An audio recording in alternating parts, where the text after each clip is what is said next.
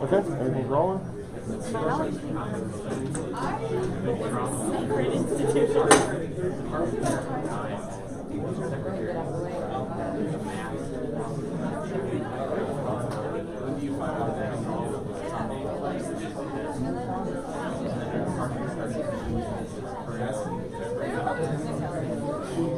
Do you want the audio for the moment?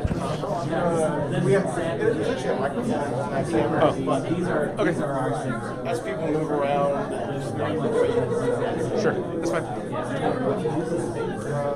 All right, good afternoon. So, thank you, STEM people. Yeah. It's great to see you all. Whether you're encouraged to come or not by anyone in particular, we do these every Friday, and you can come to any of them that you would like. So if you enjoy math and hearing about different types, we do this just about every Friday in this same room at the same time. Okay. So today is the first day of what I hope will be a long time of you coming to Math Colloquium. In any event, we're very happy to have you today. I'm going to stop there, and I'm going to let Dr. Sesame introduce our speaker today, because, well, she will do a much better job of that, having known him for much longer than I. So, Dr. Sesame. Hi. I am Dr. Sesame. I'm in the math department, for those of you who don't know me. And this is my friend, Dr. Christian Wypasek. Christian was a friend of mine, and we were at Clemson University in our master's program and doctoral program, and so he met his wife there. I've been with him through 4 kids, and so friends for a very, very long time. In fact, we're now measuring in decades, so plural decades. So anyway, he's really one of the smartest people that I know, and I'm really excited to have him here speaking to all of us today. So, Dr. Christian Wypasek. Thank you. So I hope everyone realizes I actually do have 4 daughters, and actually all of them are either just graduated in masters or just about to go into college next year, and so they all think I have dad jokes. But what Dr. Sesame can testify to is that this actually is my sense of humor for the last 30 years. Yeah, so he had dad jokes before. Yes, children, that's yeah. right. So this just is the way. So I'm not trying to be cute, because I gave up on that a long time ago. So the basis for this talk comes from two things that I was talking with Dr. Sesame about. One is that after working in industry, and especially in finance for a long time doing data science, I semi-retired in order to start doing my own consulting, and was writing up specs for how I build models, and so that's where a lot of this came from. If you do a lot with data science, you may know of something called PMML. Has anyone heard of PMML before? I've used something like it for a long time, but I do something a little different. And so I was actually writing an Excel add-in and possibly interested, if anyone would like to possibly play with it and test it with problems, that'd be great. But something where you can live run PMML in an Excel spreadsheet. And the other was, as I was writing up a proper specification is actually much harder than kind of developing it on the fly. So these are things that I've developed on the fly my entire career, and it's just the obvious way to do it for me. And it was very helpful. Actually writing a specification that's technical and correct is a lot harder because you have to think of all these other cases. And so in those discussions with Dr. Searcy that we were, kind of came up with some of these topics. And one of the things that I wanted, and as I was thinking about that process of building modeling, and it came to this realization to me that model building itself is a model. And so then I was like, wow, that's fantastic. And Dr. Searcy's like, yes, it's all about learning techniques and what's going on in the students' developments. And then of course I looked it up, and it's nothing new actually. It's called metamodeling, and but it actually what I've been doing for the last 20 plus years. So in this discussion, going from modeling to metamodeling, what are we going to do? And I'm going to talk about this more in a little bit, but we'll start with the punchline. That for individuals in data sciences, an effective personal metamodeling technique is an indicator that, in my opinion, is when someone has moved from being a student to a professional. And we'll talk about why, but there's a lot of things that you've done or will be doing in school that are similar, but in many ways different than what you actually encounter in the real world. And so that's one of the things we wanted to emphasize. We're going to talk about a model versus a meta model. My background a little bit, a few one-liners that stick in my head. Really brief example of how we actually use mathematics in asset pricing. A meta model is not just a coping mechanism, and we'll talk about that. And just a little bit in terms of meta modeling and model specification. And that's kind of a technical word, but we'll get to that in a moment. A meta model is a model is just an abstraction of a process. When you think about it, if you're doing something like just a linear regression model for something, you are trying to find a representation of something that, to the best of your ability, models something, right? So it is an abstraction. Meta anything just describes that next level of abstraction. So it's a very natural thing. We talk about data. What is data? These quantifiable attributes of some object. Metadata is data about data. A meta model is a model about building models. So in other words, it's not just that coefficient you come up with, it's actually how you got there.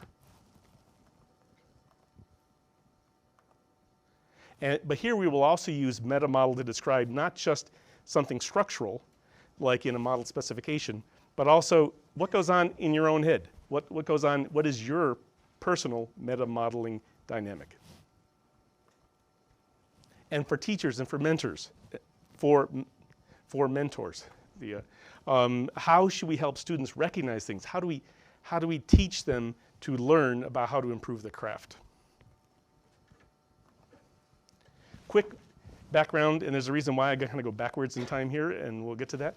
But who am I? What have I done? So I just recently started Wypasek Data Science last year. I put these links down, not just as a plug, but also as we publish, and Dr. Searcy helps me make sure it's readable. The specification will actually you'll be able to see them out on the GitHub.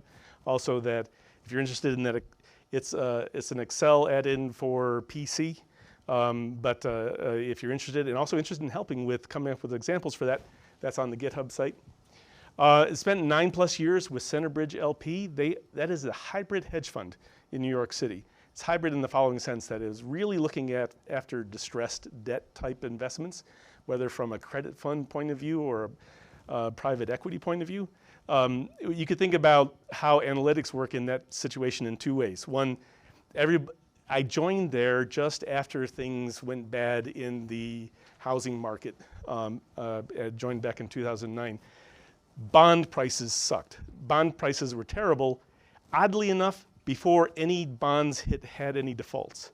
because of what was going on preemptively. People were seeing things go south in the performance data, and so the traders just traded them down right away.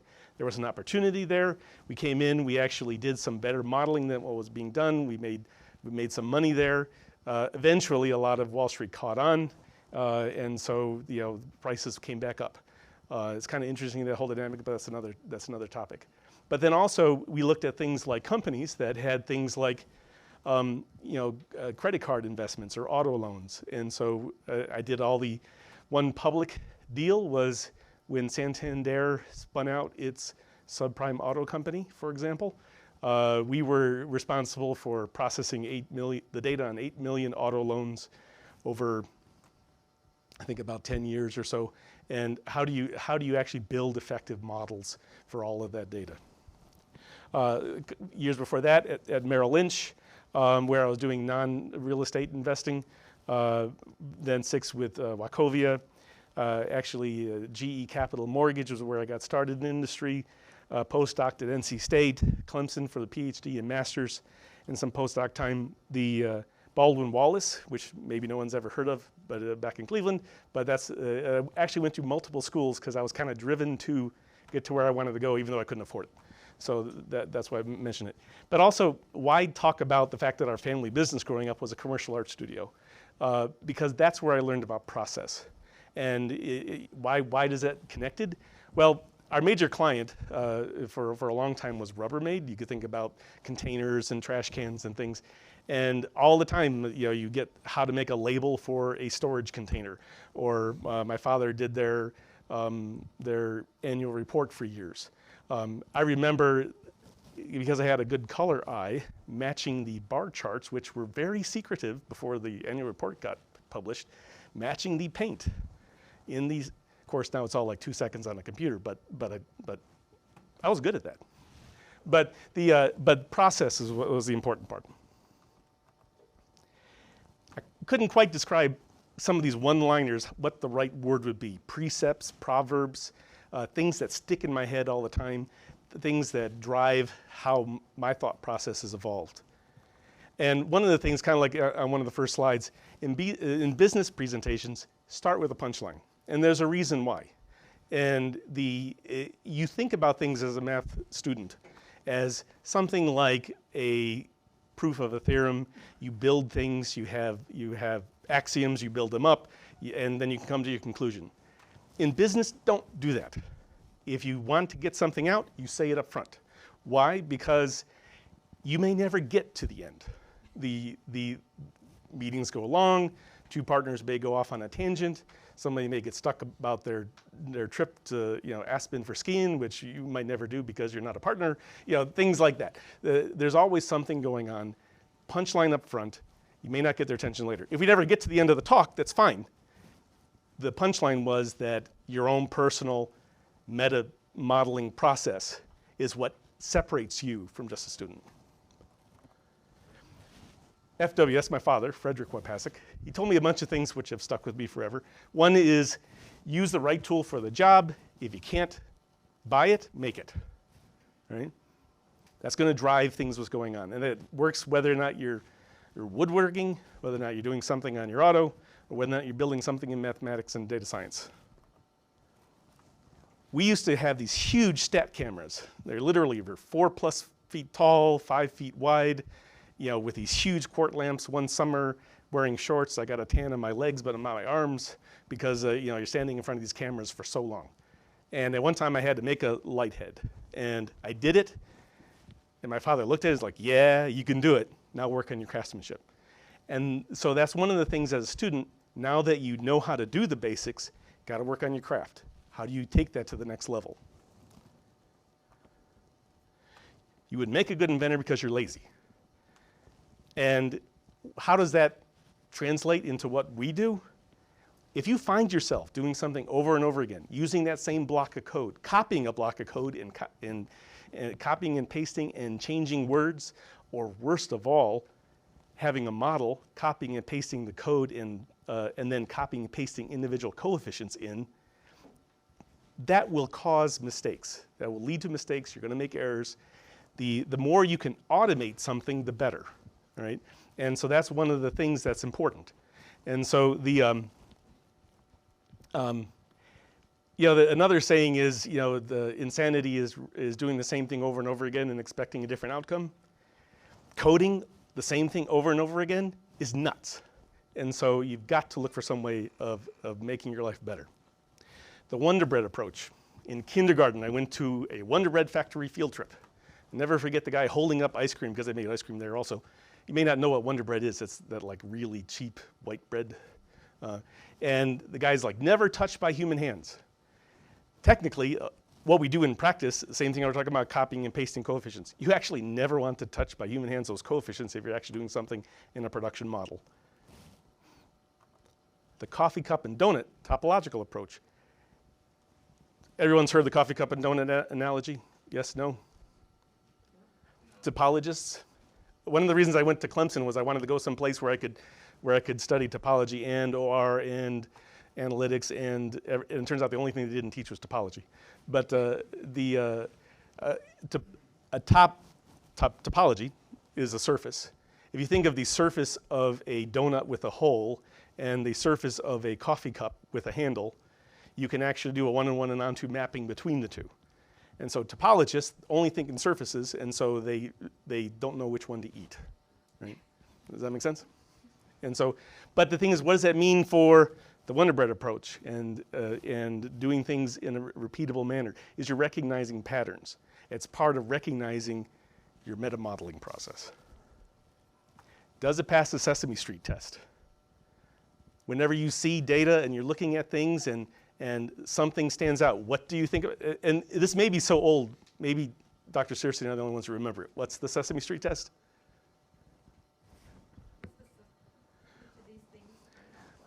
One of these, they would have 4 pictures on the screen, 3 people are doing hula hoops and one's jumping rope, and they'd sing that stupid little song, one of these things is not like the other, one of these things just isn't the same. If you can't recognize things because it doesn't pass the Sesame Street test, find something else. The first one, know your trade, is actually something that's you hear all the time for especially analysts on Wall Street. A lot of people outside of Wall Street don't understand how totally battered analysts who are right out of college on Wall Street actually are. They work for 60, 80 hours a week. They go in nuts, but they are drilled into certain basic things that they will remember for the rest of their life, and one of them is know your trade. And so when a director or something goes into a meeting, and of course they've already done that in their past, and so they just ask the question to the analyst who's supposed to know every detail about everything about the trade. But what does that mean for data scientists? You got to know your data, and also got to know your craft, right? I also have 3 other no's. No thought is original. A philosopher said this one time, we do not have to remember his name, right? By definition, he invalidated the necessity for remembering his name, right? Yes, no? I thought that's funny. Okay. And this next one is actually supposed to be avoid absolutes, because since no absolutes is an absolute. And I try to drill this through my daughter's head. Do not say, everybody believes this, or everybody should do this, or, because it's just not true. Avoid absolutes. And no exaggerating. People will call you on the carpet for it. It will damage your, credibility. I'll never forget one time when I finally learned just to, just fess up to the fact you just don't know something. My wife asked me something, I said, I don't know. And she's like, why not? I'm like, I just don't know. And, I messed it up. You're supposed to start with the punchline first. And I forgot the punchline. The punchline is, don't step in it. But, all right, remember that for a second. What's the difference between a confidence interval and a CYA interval? And do I have to explain CYA interval? Cover your interval, okay? What's the difference between a confidence and a CYA interval? Nothing. If at all you actually can provide confidence intervals, you do it, all right? They're sometimes very difficult to do, but the thing is if you can actually define some degree of confidence, you provide it, right? And it does cover your because you don't do absolutes. You have to be upfront and honest with it. Last thing I'll mention about this real quick, really important right now, we're about to hit with polls for the next 2 years. When you see something like 53% plus or minus 4%, does that mean a majority believes something? No, it doesn't. Does that mean you have any confidence in the 53 or the 49 or the 57? No. A confidence interval is about confidence in your method, not the numbers, right? Your method says that if this is one of those probably 95 times out of 100, if that's your confidence level, if this is one of those 95 times out of 100, then you know the correct number is someplace between 49 and 57. That's all it means. Don't say anything more than that, right? Just be upfront and honest with what it means. And that's one of the most important things about, that I tried to drill through my head, through my students' heads when I was teaching, and also kind of gets us back to one of the most important things about hypothesis testing. And the example is that, if it's raining, the sidewalk must be wet, right? Yes? If the sidewalk's wet, does that mean it's been raining? But if in New York, if the sidewalk's wet, don't step in it. It's true. Yeah. You don't know where it came from. Real quick example of credit scoring and how this fits a little bit into finance and effective risk management. And so, and everybody in this room is going to be affected by your credit score. And so it's worthwhile to know how it's created. What they've done is they have a data set in the past. It may be, if it's a credit score for credit cards, they'll have a large collection of at least 40, 50 years. Not necessarily everybody, but the thing is they've been doing credit scoring for a long time of credit data. They will have attributes. And here it's maybe a little hard to see, but for a loan, here we have the attributes of a balance of 100,000, for example, the loan to value, which is the loan amount divided by the value of the asset. If you think about a $100,000 loan, if the value was 120, they're putting $20,000 down. The risk associated with that loan is higher than if somebody put $50,000 down, right? And also lower than somebody maybe put $1,000 down. So that's an attribute that's common in risk measurement. A FICO score or a credit score is something else might also be used, channel, response. What happens is they have those historical data and they look back in time and look at loans which they can either classify as goods or bads. Usually it means something like maybe over a window of 18 months, whether or not there were several delinquencies. And so if they can actually predict how often people will not make their payments, that could mean a lot to the business. You try not to give credit to those people. Does that make sense? On the other hand, if you find people who have very low probability of ever missing a payment, that would be ideal. You at least get their income stream, their interest payment stream. So the mathematical representations, you take that data, you somehow put it into a form that you can use in a mathematical model. And then the statistical models, you could think about it this way. Here I have a two-dimensional example, but if we actually had dimensions of risk, loan amount, credit score, loan to value ratio, you could think about in space, whether you're on your, let's see, from your perspective, on your x-axis possibly putting credit score, on the y-axis going away from you possibly putting things according to their loan amount, and maybe on the z-axis putting things according to their loan to value. I think I've mentioned all three now. So what mathematical and statistical modeling means is you're actually taking these individual data points, which have been labeled as a good or bad, and you're actually hanging them in space. And the statistical method is actually trying to change those dimensions just a little bit so that you separate the goods from the bads as much as possible. And then the statistical model is actually a hyperplane defined by the normal, and you're actually looking at that distance along the hyperplane, that's from some reference point, between the goods and the bads. That's what it is. And so then after you get that, sorry, this is a little busy, this is an old slide. But the thing is, actually have that formula, then you actually have to put it in some way that you can calculate it quickly on applications, on loans in your database, and put it into some kind of way for future analysis. This slide was used by permission and so it has some data removed. But this is something of a dashboard type sheet that was used in reference to a credit score. And here this was a credit score for mortgages. And so something that we see is that once you have this rank orderability among subjects, you know the worst of the worst. As a matter of fact, the lowest block of loans, which only had a very small amount of income, had the biggest losses. And so if you could control that block, not have as many of those loans in your portfolio, it'd be a huge benefit to reducing the amount of losses on your portfolio.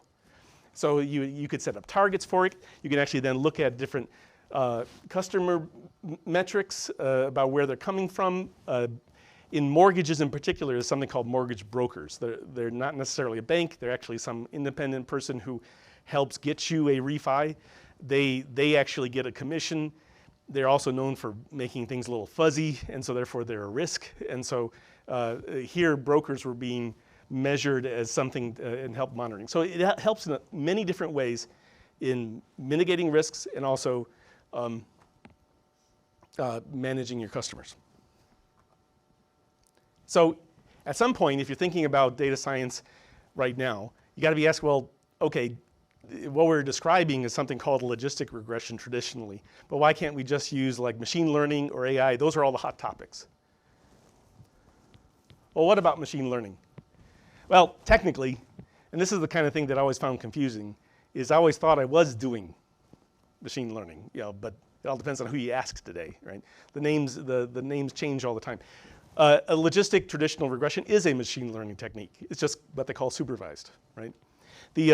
What about an unsupervised model? Well, unsupervised models look for features. You don't have to tell it anything. But here we actually have an objective. We actually have a measure of risk, a good or bad. And so therefore, they're not really applicable.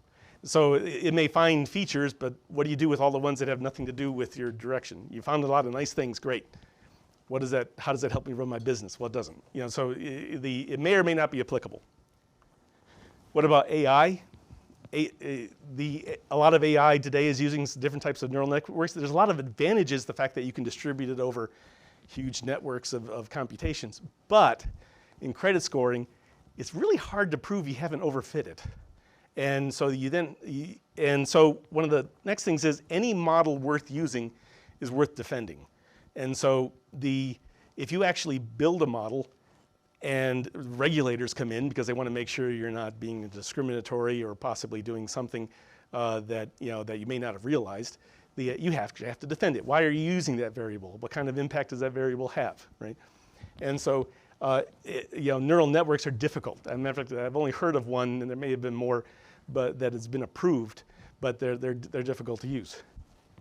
But now, all that being said, on the one hand, you may not be able to finally use that final AI or machine learning model in your final score. Doesn't mean you can't use it to help you inform what you're doing. So you can still use those techniques, figure out what variables are important.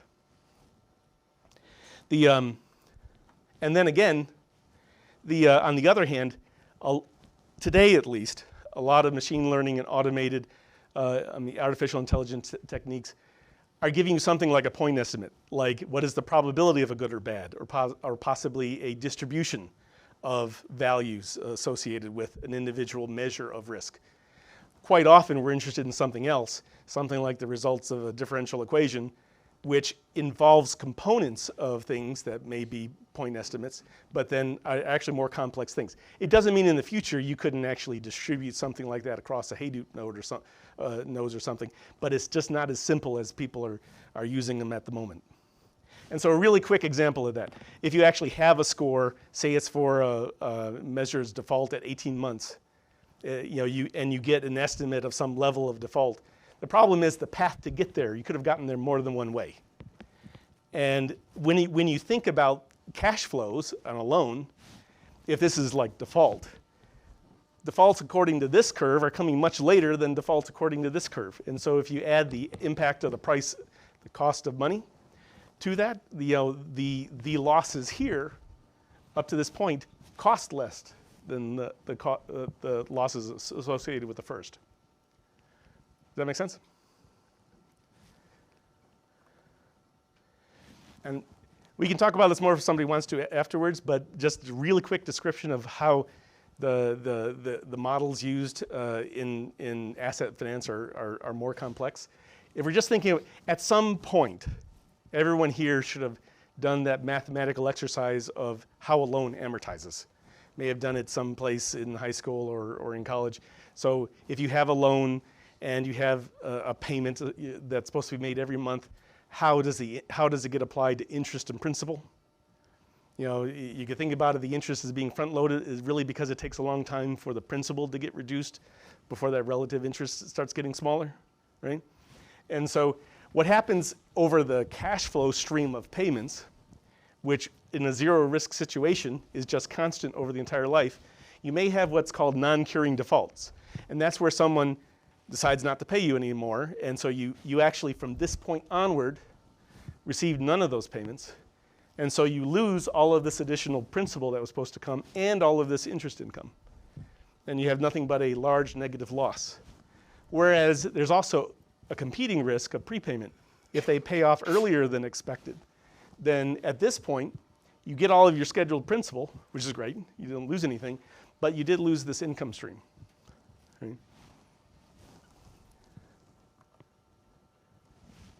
So this is, you know, I've worked with a lot of really great teams in the past, and quite a lot of what I did for like Centerbridge in particular is that I did a lot of this work entirely by myself. You know, we didn't have a super huge group of on the investment team, but we would often have, you know, directors and partners bringing in deals that need to be looked at.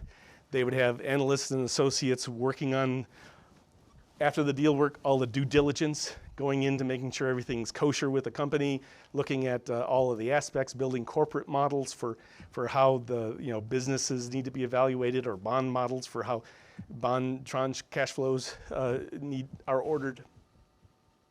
And so on the flip side, I would start getting data that I'd have to process. I'd have to, for example, in that auto problem we were discussing, we literally had 8 million loans.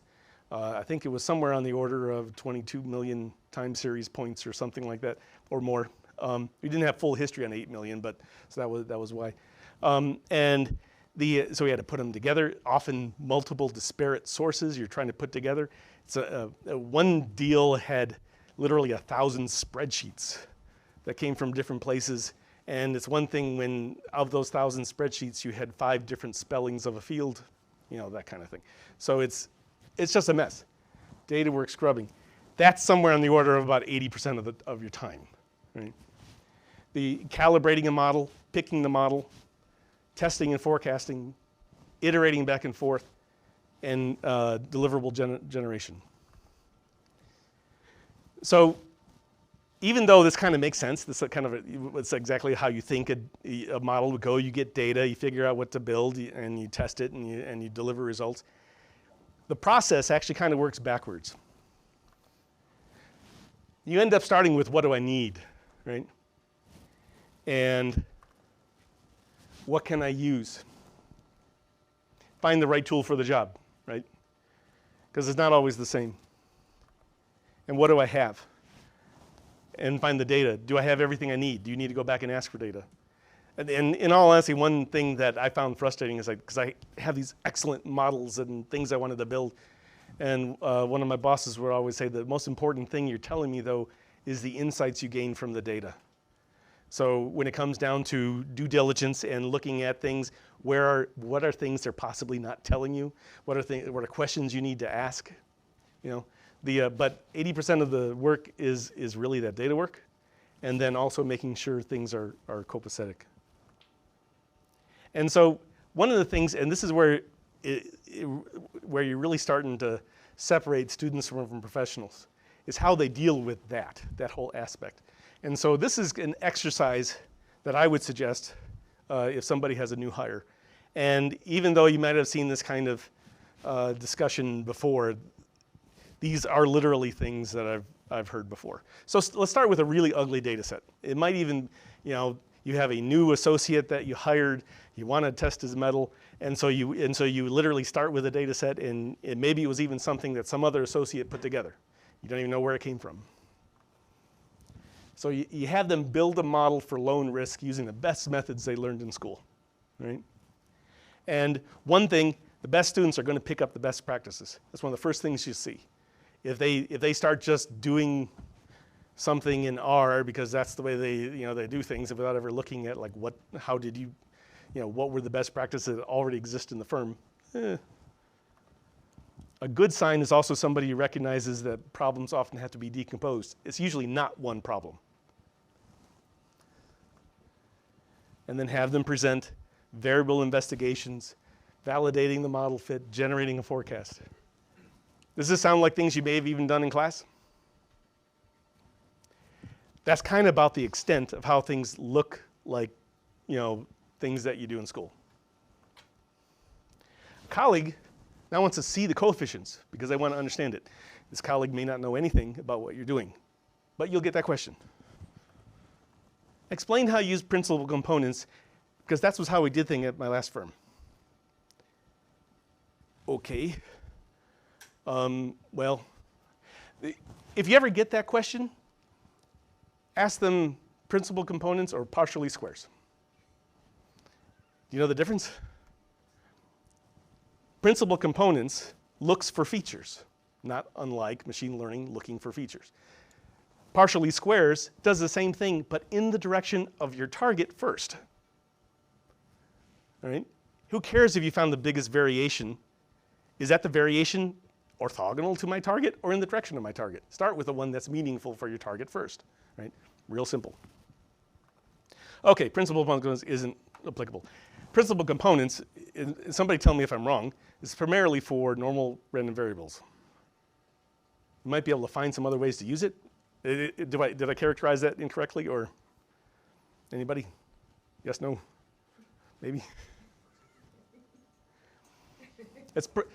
It's because you can actually in correlated normal random variables can be decomposed, right? That's the whole. It would apply also to Brownian motions and some other things and incremental effects. But the thing is, it has to do with a bunch of normal random variables. So what happens when you're doing something like logistic regression or don't have normal random variables? Is it applicable? I don't know. Round 2. New structure, new fit. I think I may have actually missed one arrow. One also is that not only that, did you actually get something that does the full cash flow generation? That may also require a different structure. Thank you for showing us marginal effects. That was great. Can I play with it?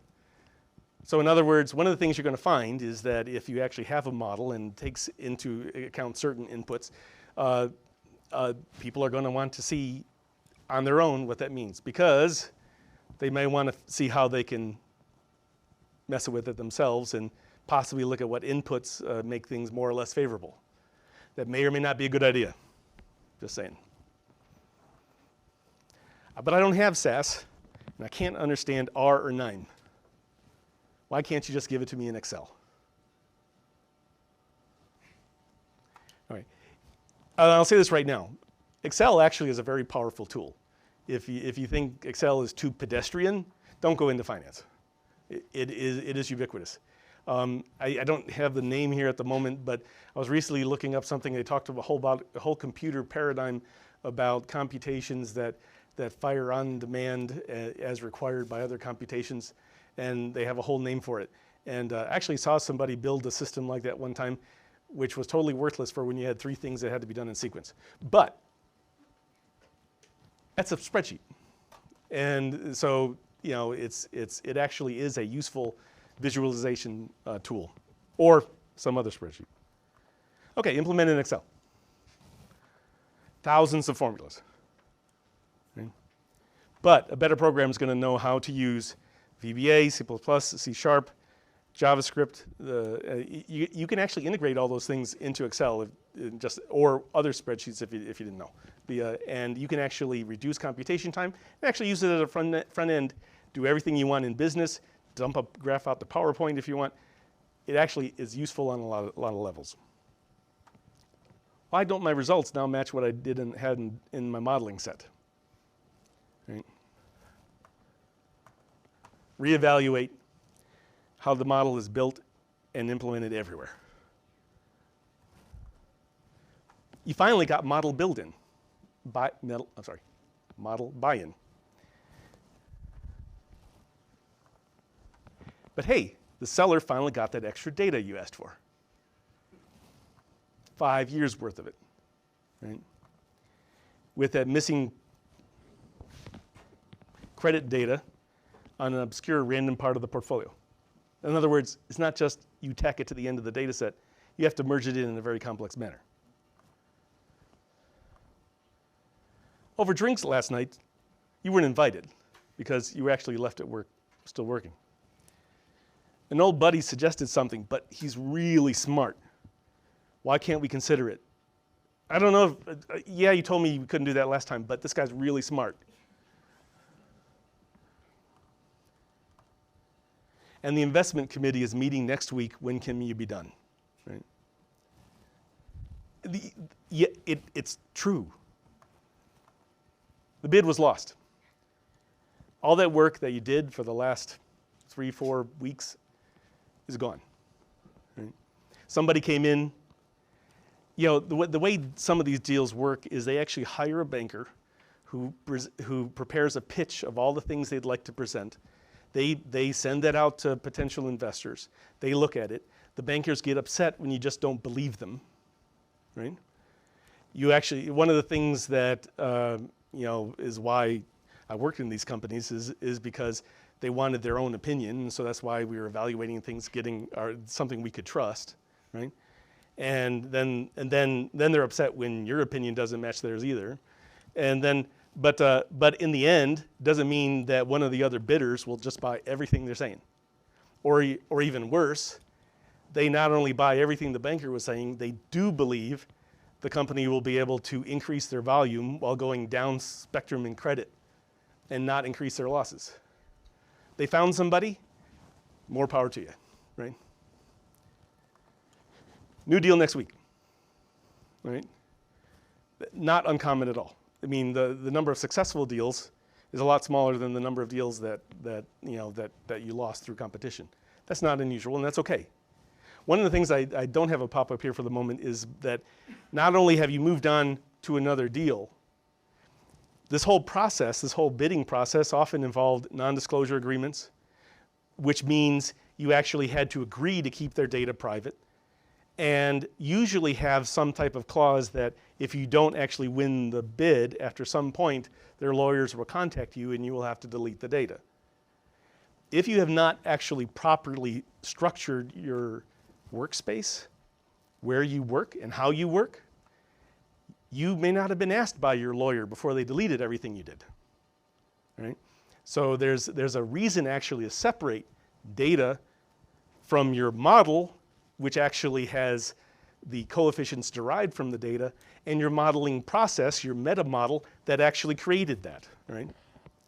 And so that's something to remember. So a metamodel is not just a coping mechanism. It's a necessity. Yep, I hit this twice. The Wonder Bread approach actually reduces operational risk. It reduces that likelihood that you copy and pasted something incorrectly, or out of the 30 things that you were supposed to copy and paste, you forgot to change one, right? The coffee cup and donut approach recognizes the similarity and allows you to actually create reusable code. Efficient and repeatable data processing with metadata is what helps you minimize the difference between your modeling and forecasting data sets. Imperative in building any model is the premise that the data set you're going to use for forecasting is similar in all respects to the data used for modeling, right? The simplest way to do that is actually to do it all at the same time and make sure that your launching forecast data is the same as what you use for modeling, right? Or to be extremely consistent. Efficient model specification facilitates both the modeling, building, and implementation. We'll talk about that in a minute. And it also facilitates documentation and validation. You can actually prove what you did, you can repeat what you did, and be able to demonstrate that to validators. And every major bank will actually have its own validation group that will actually have to double check to make sure that it's worth putting into production.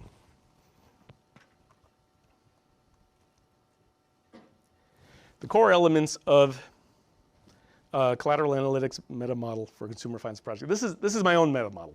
This is what I do. It starts out with business interaction. Figuring out first, like we talked about, what are the deliverables? What are the critical to qualities, CTQs? You can see that this comes from quality literature type word, but it makes sense. What's important to them? What data sources? What are the time frames? You know, how long do I have to build this project? The project expands to meet your deadline, right? It's like crap expands to meet your space. Your expenses rise to match your income. Project prototypes. There are a lot of these things that are repeatable. And so I literally have, before a deal even comes in, a set of something that sets up my workspace, sets up all the directories, all the locations, all the work that I'm going to do, sets up the place for managing the data, the scripts, the docs, the deliverables. It's, you know, if you find yourself doing the same thing more than once, automate it. An excellent and consistent naming convention used globally. You know, that's almost an absolute, which I should avoid. All right? But the thing is, and it's so easy to get off this pattern. But it's one of those things that it's like muscle memory. You start using it right away. Even if somebody argues with you, you just do it. All right? And I'll show you some examples in a moment. One person I was working with, and we were dealing with, you know, European data, and thought it was important to leave everything exactly like it was in the data source. Okay, whatever. Except they were in Spanish, right? And these are not names that we use anywhere else, and so therefore, you know, at some point in your code, you have to say principal balance is this, whatever the appropriate word is in Spanish, right? But then on top of that, it's even harder to tell if fields were misspelled between one spreadsheet to another. Because I'm not that good, especially in Spanish. A model specification that minimizes handwritten risk and both facilitates fitting and implementation. We'll talk about that in a moment. And a continually evolving, reusable cross-language code library. You're not going to use R necessarily to deliver results in an Excel spreadsheet. Maybe, maybe not. But the thing is that next person in the corporate model is going to need something in an Excel spreadsheet. So you have to think about the right way of producing that. Is Java the right solution to everything?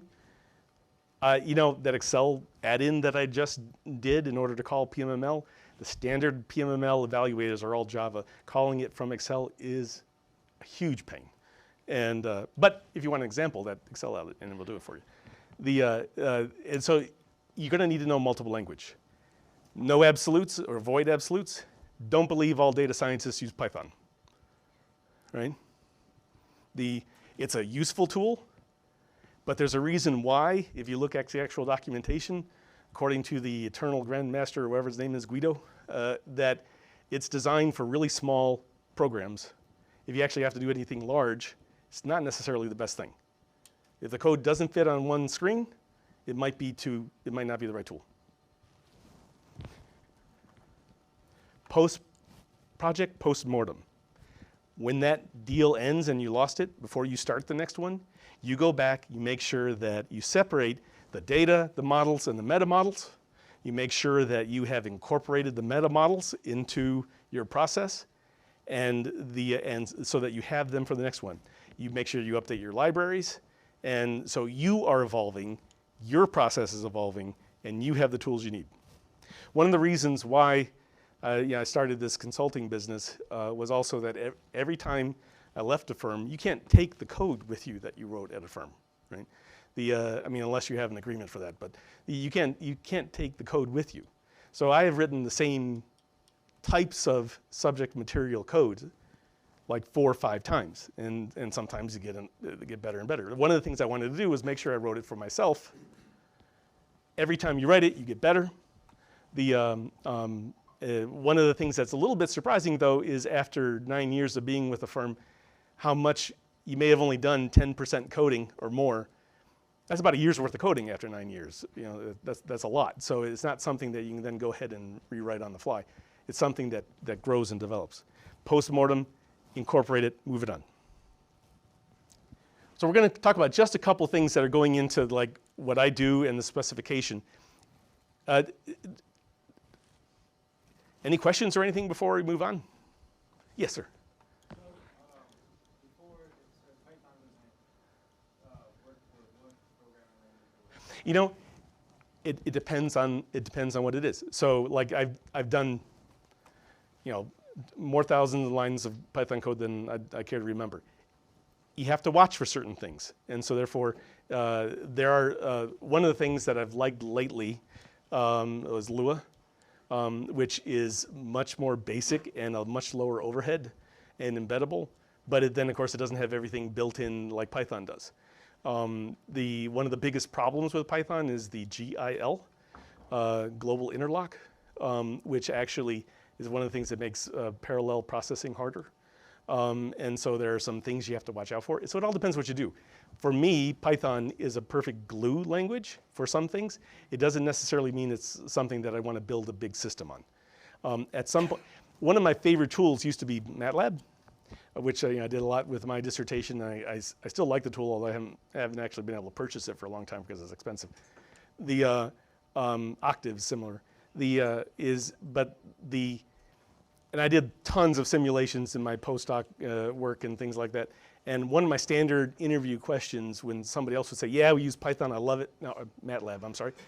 And we did lots of simulations. I would ask the question, well, when did you stop using Matlab? And if they didn't know what I was talking about, then they actually never did a lot. Because at some point, interpretive languages like Matlab, Python, they aren't actually pseudo-compiling necessarily. It depends on the flavor of Python, but they're not necessarily pseudo-compiling, and so therefore every line is interactive, and loops can become very long, very inefficient. I love the fact you can monkey patch Python, which is partly one of the reasons why it's you have to watch for it. Does monkey patching make sense? That's where you can take an object and change it on the fly, or change a class on the fly.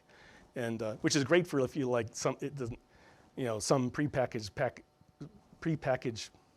package doesn't have something, you can actually add it. But so there are a lot of things. I think the programming paradigm is more important necessarily than knowing about the which language it is. And we can talk about that in a moment. I'll show you an example. Naming conventions. One of the things that I really do suggest that people look up is something. It's actually the ISO. IED, you can see the number up there. Just look up International Standard Naming Convention for metadata. It's actually a great idea, but technically I still added something. So the premise is that if you're going to come up with a good naming convention, I'll show you some good and bad names in a moment, but start with the object. You may possibly put an optional qualifier, but there's a property then, which is modifying that somewhat, and then a representation. And I'll explain those in a moment. So for consumer finance, object examples might be loan, borrower, co-borrower, principal, payment, interest, collateral, property. Those are some all things that might be root words for an object. Property examples could be like origination, current, principal, and interest. Yeah, this is both maybe an object and a property. Unpaid principal is a concept. That's your balance, right? So you have principal, but the thing is, you also then have a payment, which is an object. But that payment, some of it is applied to principal and some to interest. So you actually could have payment principal, payment interest, right? Representation examples: name, number, rate, percentage, date time, status, code, indicator. These are all things that then actually describe exactly how it's supposed to be used. This is a note. I'll just don't worry about reading too much. If you're going to stick with full names, stick with full names. If you're going to use abbreviations like PRIN, instead of principal, fine, just use it everywhere. So you don't have some fields with principal, and you don't have some fields with prin. Right? Does that make sense? Just be consistent. I don't know why that's popping up. All right. These are actually real world examples and painful. And add to that misspellings, right? So for original loan amount, that original amount that you got the loan for, loan OA, I actually started when SAS, still you could never have anything more than 8 characters, right?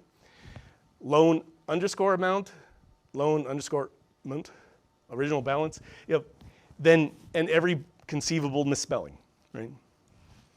Unpaid balance, UPB, balance, current balance, bal, tri-bal. For interest rate, IR, interrate, you get the idea. They're all over the lot. Every deal is going to come in different. Every project's going to come in different. If you're going to have reusable code, you can't be changing the words for every one. There are certain things for certain classes of problems that are going to be the same. Use them, right?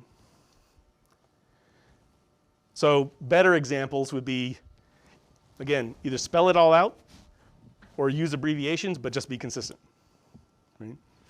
The principal balance or prin-bal, int rate or interest rate or int rate.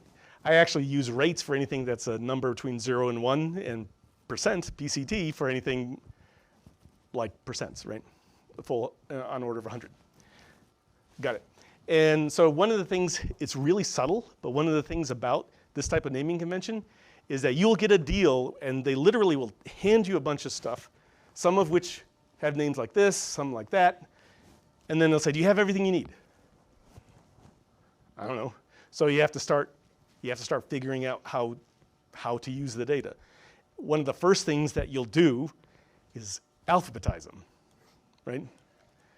I mean, maybe y'all have a better idea than I do, but that just kind of makes sense.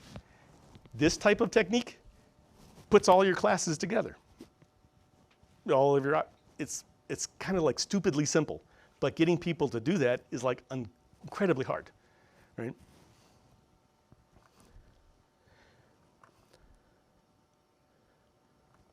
My animation on this one sucks, so I apologize. We'll start with the whole thing. When we get to individual variables, one of the things that you find, and this is actually one thing that I noticed when interviewing a lot of students, one of the things I forgot to mention earlier, and this is a good time to bring it up, is I had one really terrible interview one time. I didn't do well in the interview.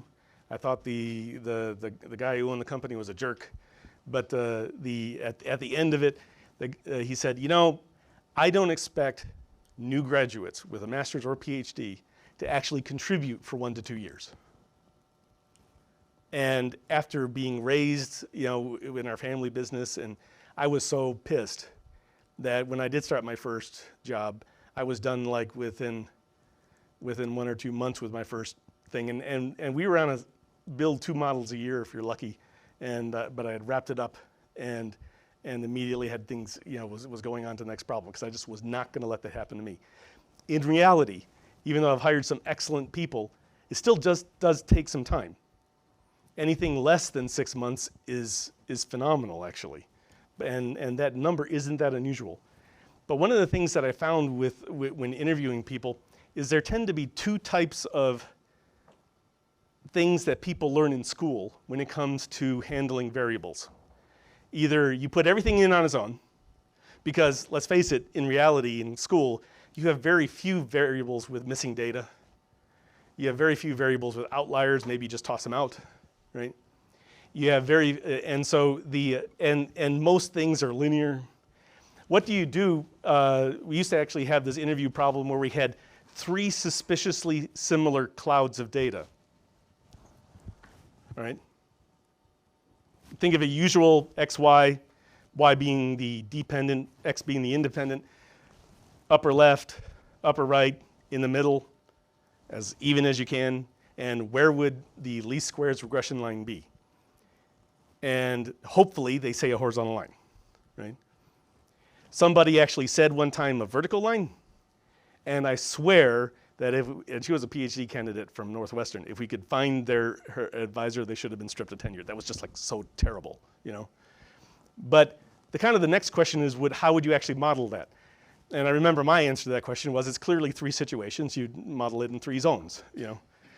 The other, you either treat it like breaking it up, or people do something like quadratic, even though there may not be any continuity between the regions, right? So 2 types of things. Either schools taught people to do things with polys, or they taught them how to break it up into artificials. And so at Clemson, it was break them up into artificials. The most common way of breaking things up into artificials is actually literally just to build an indicator for different regions. And when I first started in industry, that was still the state of the art in credit scoring. And one of the things that happened was actually my boss at the time had asked me, well, how do we do it and not make it continuous? Because what this meant in credit scoring was that if one variable changed just a little bit, your score could jump, right? And here I'm not showing them at the same height just for differentiation. And I am showing one score with values as it goes, with different values per height. So to me, it was obvious because of the way that we were taught, hat functions, which, finite element basis functions was where it came from. It turns out to be just a way of doing linear interpolated scoring. It turns out that's actually where, I actually got my name put on a patent for that, believe it or not. And that's actually the basis of our logo. I thought it was cool. Technically, it's missing the 2 middle hats. And also, the one thing is that even though this kind of pattern, green going up, people from finance might recognize, if you actually ever see that in any type of model, that's a clear indication of overfitting, right?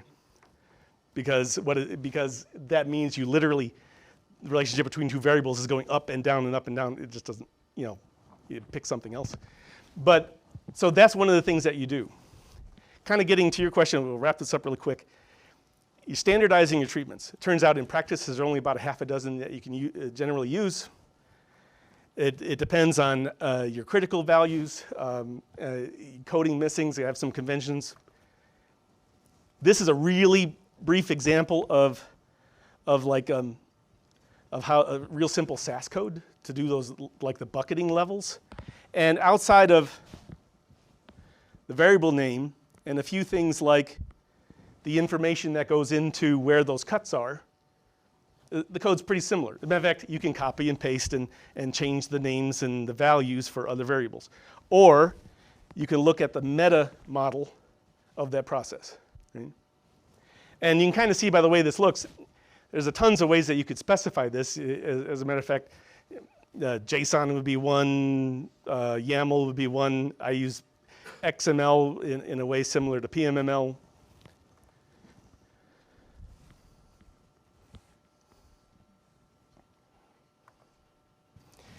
If we take a look at what happens after you fit the model, you actually, implementing the model follows the same process, except for the fact that you then just, instead of building individual variables, you take the one marginal score associated with that variable and assign it, right?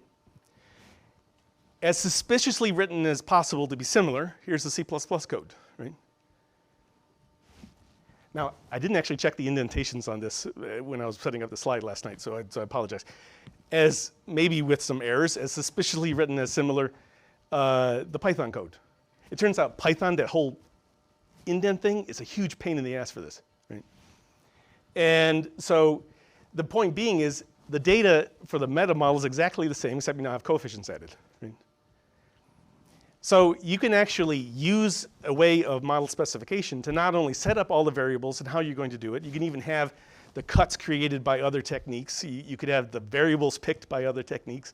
But when you get down to it, you then actually have a way of summarizing the information and getting it to the model fit and the implementation. An example of the XML. Just to wrap it up, there's still a lot of facets that we haven't talked about here. And I hoped I proved my point on what I think in the going from a student to a professional. I may have missed some of those things, but the point is that idea of how you look at a problem is what separates you from a new student to somebody who's going to be a contributor. And the sooner you incorporate that, improve your craft, the sooner you consider professional. Thanks.